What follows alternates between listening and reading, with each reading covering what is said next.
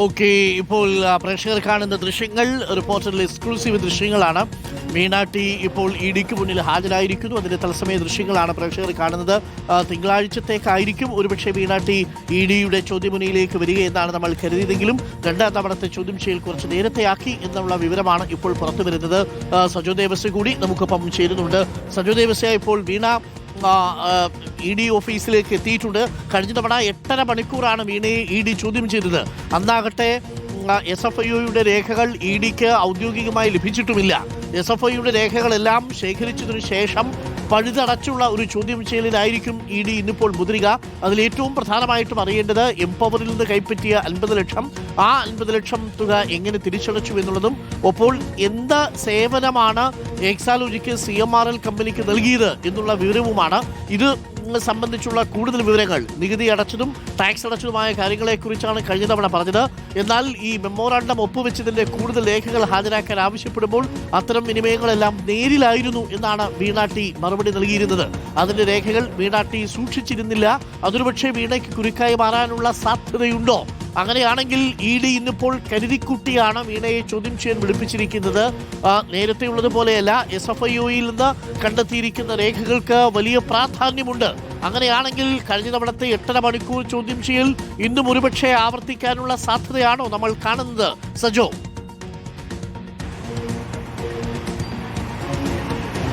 Doctor Arunkumar, ഇതിൽ കാണേണ്ട ഒരു പ്രധാനപ്പെട്ട കാര്യം, ആദ്യത്തെ ചോദ്യം ചെയ്യൽ ഏതാണ്ട് ഒരു 8.5 മണിക്കൂർ സമയമെടുക്കുന്നു. അതിനുശേഷം അധികം വൈകാതെ വീണ്ടും സമൻസ് നൽകുന്നു എന്നത് ഇ.ഡിയെ സംബന്ധിച്ചൊരു നിർണായക നീക്കം കൂടിയാണ്. അതേസമയം മറ്റ് കടുത്ത നടപടികളിലേക്ക് ഇ.ഡി കടക്കുമോ എന്നത് കാത്തിരുന്ന് തന്നെ കാണേണ്ട ഒരു കാര്യമാണ്. കാരണം CMRL ആകെ നേരിടുന്ന, അതായത് ഇന്ററിം സെറ്റിൽമെന്റ് ബോർഡിന്റെ മുന്നിൽ വന്ന വിശദാംശങ്ങൾ SFIO റിപ്പോർട്ടിൽ പരാമർശിക്കുന്ന 182 കോടിയുടെ ക്രമവിരുദ്ധമായ കാര്യങ്ങൾ CMRLന്റെ കാര്യത്തിൽ മാത്രമാണ് സംഭവിച്ചിരിക്കുന്നത്. അതേസമയം അതിൽ ഉൾപ്പെട്ട 2.78 കോടി രൂപയാണ് വീണ സേവനത്തിന് കൈപ്പറ്റി എന്ന നിലയ്ക്ക് ഉള്ളതും. അതിന്റെ ഭാഗമായാണ് ഈ കേസിൽ വീണയുടെ പങ്കാളിത്തം വരുന്നതും. അപ്പോൾ സ്വാഭാവികമായും അതുമായി ബന്ധപ്പെട്ട് എന്തെല്ലാം അസറ്റുകൾ സ്വന്തമാക്കി, അങ്ങനെയെങ്കിൽ അവയെല്ലാം സമ്പൂർണ്ണമായും കണ്ടുകെട്ടുന്ന നടപടികളിലേക്ക് ഇ.ഡിക്ക് കടക്കാൻ കഴിയും. പക്ഷേ വളരെ വേഗത്തിൽ തന്നെ ഇ.ഡി അടുത്ത സമൻസ് നൽകുന്നു, ചോദ്യം ചെയ്യലിന് വിളിച്ചു വരുത്തുന്നു എന്നത് ഇ.ഡിയെ സംബന്ധിച്ചും അടുത്ത നിർണായക ഘട്ടത്തിലേക്ക് കടക്കുക എന്ന നീക്കത്തിന്റെ കൂടി ഭാഗമായി വിലയിരുത്തേണ്ടതുണ്ട്. ഒപ്പം SFIO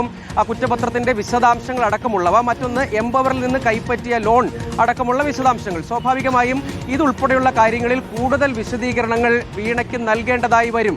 അതായത് ഈ ചോദ്യങ്ങളിൽ മേൽ എന്ത് തൃപ്തികരമായ വിശദീകരണം വീണയ്ക്ക് നൽകേണ്ടി വരും. അപ്പോൾ ഇ.ഡിയെ സംബന്ധിച്ച് സ്വാഭാവികമായും ഇ.ഡി രാഷ്ട്രീയ ലക്ഷ്യത്തോടു കൂടിയുള്ള നീക്കങ്ങൾ നടത്തുന്നു എന്ന വിമർശനം പല കോണുകളിൽ നേരത്തെയും CPM അടക്കം ഉന്നയിച്ചിരുന്നു. പക്ഷേ ഈ കേസിൽ ഒടുവിൽ വീണയുടെ കേസ് വീണ തന്നെ നേരിടട്ടെ എന്ന നിലപാടൊക്കെ വിശദീകരിക്കുമ്പോഴും സ്വാഭാവികമായും ഈ കാര്യങ്ങളിലെല്ലാം വീണയ്ക്ക് എന്ത് വിശദീകരണം നൽകാൻ കഴിയുന്നു എന്നതാണ്. ഒപ്പം മറ്റ് സാധ്യതകൾ എന്താണ് എന്നത് ഉറപ്പായും ഇ.ഡി പരിശോധിക്കും എന്നതിൽ തർക്കമൊന്നുമില്ല. അപ്പോൾ അത് നിർണായകമാണ് വീണയെ സംബന്ധിച്ചിടത്തോളം. കടുത്ത നടപടികളിലേക്ക് ഇ.ഡി പോകുമോ, അതല്ല വീണ്ടും ഈ കാര്യങ്ങളിൽ വിശദമായ ചോദ്യം ചെയ്യലും നടപടിക്രമങ്ങളും പൂർത്തീകരിച്ചതിന് ശേഷം കണ്ടുകെട്ടൽ നടപടിയിലേക്കായിരിക്കുമോ പോവുക എന്നിവ കാത്തിരുന്ന് കാണേണ്ട ഒരു സംഗതിയാണ്. പക്ഷേ വലിയ പ്രാധാന്യമുണ്ട് അതിന് നിയമപരമായും രാഷ്ട്രീയമായും എന്ന കാര്യത്തിൽ തർക്കമൊന്നുമില്ല.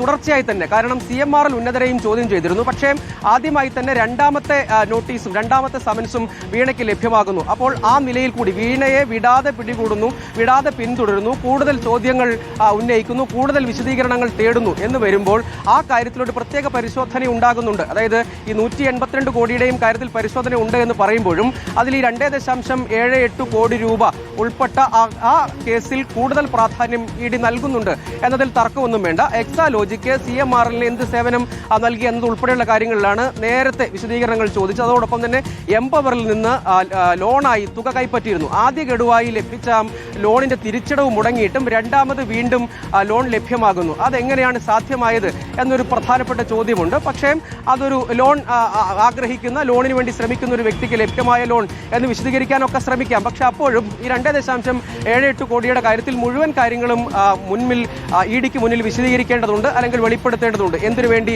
ചിലവഴിച്ചു, ഏത് രൂപത്തിൽ ആ പണം വിനിയോഗിച്ചു, അത് അതുകൊണ്ട് എന്തൊക്കെ കാര്യങ്ങൾ എന്തൊക്കെ സമ്പാദിച്ചു എന്ന് തുടങ്ങിയുള്ള കാര്യങ്ങളാണ്. നേരത്തെയും ലോക്കറിലടക്കം പരിശോധന നടത്തിയെങ്കിലും അക്കൗണ്ട് സ്റ്റേറ്റ്മെന്റ് ഡിക്ലെയർ ചെയ്യുന്ന കാര്യങ്ങളടക്കമുള്ള കാര്യങ്ങൾ പരിശോധിച്ചപ്പോൾ അതിൽ ലോക്കറിൽ കാര്യമായി ഒന്നും കണ്ടെത്താനായില്ല. അക്കൗണ്ട് വിശദാംശങ്ങൾ സംബന്ധിച്ചും മറ്റെന്തെങ്കിലും വലിയ ക്രമവിരുദ്ധമായ കാര്യങ്ങൾ കണ്ടെത്തിയിട്ടില്ല. പക്ഷേ ഈ 2.78 കോടി രൂപയും അനുബന്ധ കാര്യങ്ങളും ലോണും മാത്രമാണ് ഏറ്റവും പ്രധാനമായും പരിശോധിക്കുന്നത്. ഇതുകൂടാതെ SFI റിപ്പോർട്ടിലൂടെ ഇടം പിടിച്ച നേരത്തെ ഇന്ത്യൻ സെറ്റിൽമെന്റ് ബോർഡിന്റെ മുൻപിൽ രേഖകൾ വരുമ്പോഴാണ് ഇങ്ങനെ ഒരു പണം സ്വീകരിച്ചതുമായി ബന്ധപ്പെട്ടുള്ള കാര്യങ്ങൾ വരുന്നത്. ആ ഘട്ടത്തിൽ വീണ പ്രധാനമായും വിശദീകരിച്ചത് എക്സാലോജിക്ക് ഒരു കരാറിൽ ഒരു IT സൊല്യൂഷൻസ് എന്ന നിലയ്ക്ക് CMRLന് സേവനം നൽകാം എന്ന നിലയ്ക്ക് ഒരു കരാർ ഉണ്ടാകുന്നു. ആ കരാറിന്റെ ഭാഗമായി ലഭിച്ച പ്രതിഫലമാണ്. ആ പ്രതിഫലത്തിന് GST അടച്ചിട്ടുണ്ട്. അപ്പോൾ അതിൽ ക്രമവിരുദ്ധമായ ഒന്നുമില്ല. അപ്പോൾ ആ തുക എന്തെല്ലാം കാര്യങ്ങൾക്ക് വിനിയോഗിച്ചു. ഇതുകൂടാതെ പേരിലുള്ള അക്കൗണ്ട് വിശദാംശങ്ങൾ എന്നിവയെല്ലാം ഇഡിക്ക് മുന്നിൽ വെക്കേണ്ടതായിട്ടുണ്ട്. അത്തരം കാര്യങ്ങളിലാണ് സ്വാഭാവികമായും പരിശോധനകളിലേക്ക് പോവുക. പക്ഷേ വളരെ വേഗത്തിൽ തന്നെ ഇഡി ഒരു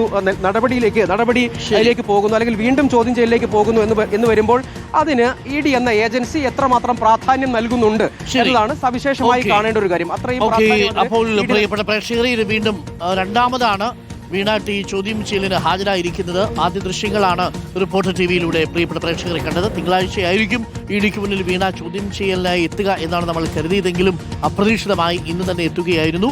SFIയുമായി ബന്ധപ്പെട്ട ചില രേഖകൾ ഇഡി പൂർണ്ണമായും കണ്ടെത്തിയതിനു പിന്നാലെയാണ് ഇപ്പോൾ ഈ ചോദ്യം ചെയ്യലെന്നുള്ളത് പ്രസക്തമാണ്. ആദ്യഘട്ടത്തിൽ ആദ്യത്തെ ദിവസം 8.5 മണിക്കൂറാണ്. രാവിലെ ഏകദേശം 10:00 പോയി വൈകുന്നേരം ഒരു 9 മണിയോടുകൂടി അടുപ്പിച്ചാണ് പുറത്തേക്ക് ഇറക്കുന്നത്. ഏകദേശം അത്രയും സമയം ഇഡിയുടെ ചോദ്യമുനയിലായിരുന്നു വീണ ടി. ഇന്നിപ്പോൾ നേരത്തെ തന്നെ കുറച്ചുകൂടി നേരത്തെ എത്തിയിട്ടുണ്ട്. 9:20 കൂടിയാണ് വീണ ടി അവിടേക്ക് എത്തിയത്. തത്സമയം ആ ദൃശ്യങ്ങൾ പ്രേക്ഷകരിലേക്ക് റിപ്പോർട്ട് എത്തിക്കുകയായിരുന്നു.